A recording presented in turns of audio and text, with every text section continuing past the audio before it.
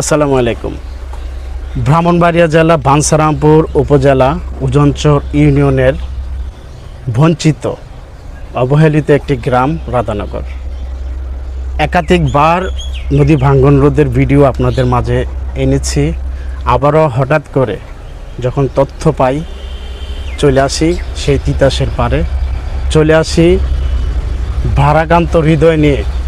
প্রতি রাতে যখন নদীর কুলবশত মানুষ যারা রয়েছে ঘরে ঘুমান, তারা ঘুমাতে পারে না, কখন ভেঙে নিয়ে যায় নদীর গভীরে। ঠিক এমন একজন পাশে আমার দাঁড়িয়ে আছেন।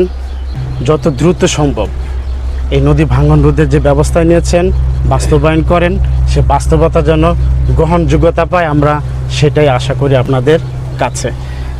জিলানি ভাই, এই যে হঠাৎ করে আবার ভাঙন তৈরি হয়েছে, বর্ষা এখনও শুরু হয়নি, যদি বর্ষা আসে এই আপনার ভারী ঘর ভেঙে মেইন রোডে চলে যাবে এমন একটা পরিস্থিতি। আপনার বাড়ি থেকে মেইন রোড আমার মনে হয় 100 ফিট দূরত্ব, আরো কম। হ্যাঁ, এই যে দেখছি এই যে দড়ি, অনেকগুলো দড়ি দিয়ে টানা দিয়ে রাখছেন আপনার ঘর বাড়ি এবং কি টয়লেট এগুলো ভেঙেই গেছে। এই টয়লেটে যদি কেউ যায় নির্ঘাত মৃত্যু, এছাড়া আর কোনো উপায় নেই যে অবস্থায়। এরকম সমর্থন নাই যে আমরা আরেকটা বাড়ি করে থাকবো।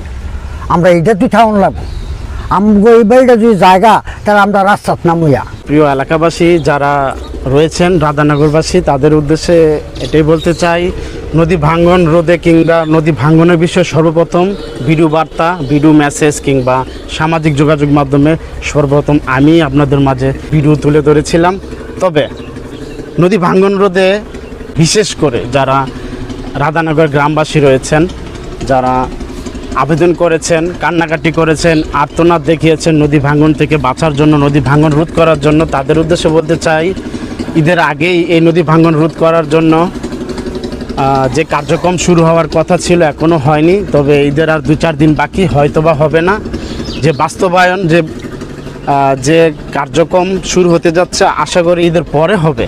প্রিয় দর্শক, যারা নদী ভাঙ্গন রোধে কার্যক্রম নিয়ে এসেছেন কিংবা কার্যক্রম শুরু করবেন, তাদের উদ্দেশ্যে একটি কথাই বলতে চাই। কথাটি হলো, এই নদী ভাঙ্গন রোধে আমরা জানি না কত টাকা এসেছে, কি এসেছে না এসেছে, আমরা সেগুলো জানি না, আমরা সেগুলো জানতেও চাই না। আমরা ছোট মানুষ, আমরা এতটুকু জানতে চাই সমাধান, ভালো থাকা, একটু ভালো থাকা। আমরা আলিশান প্রাসাদে থাকতে চাই না, আমরা নদীর পাড়ে থাকতে চাই, যাতে কুড়ুগড়ে থেকে ভালো থাকতে পারি, বৃষ্টিতে ভিজতে না হয়, রোদে না পড়তে হয়, নদীতে ভেঙে না যেতে হয়। আমাদের এতটুকু করে দিলেই আলহামদুলিল্লাহ এনাফ। তবে আপনারা যারা সরকারের মারফত থেকে যাই এনেছেন, যাই করবেন, যাই করতে চান, গ্রহণযোগ্যতা যেন আমাদের কাছে পায়। কিভাবে এসেছে, কত টাকা এসেছে, অবশ্যই আমি আপনাদের কাছে তুলে ধরার চেষ্টা করব। যারা এই কার্যক্রম শুরু করবে, নদী ভাঙ্গন রোধে যে বাজেট এসেছে, কত এসেছে তাও জানি না, আমি জানানোর চেষ্টা করব। যারা করবে তাদের কাছে যাবার এবং উত্তর নেওয়ার চেষ্টা করব। ভালো থাকবেন এলাকাবাসী, সবাই দোয়া করবেন যাতে ভালো কিছু করতে পারি। আসসালামু আলাইকুম।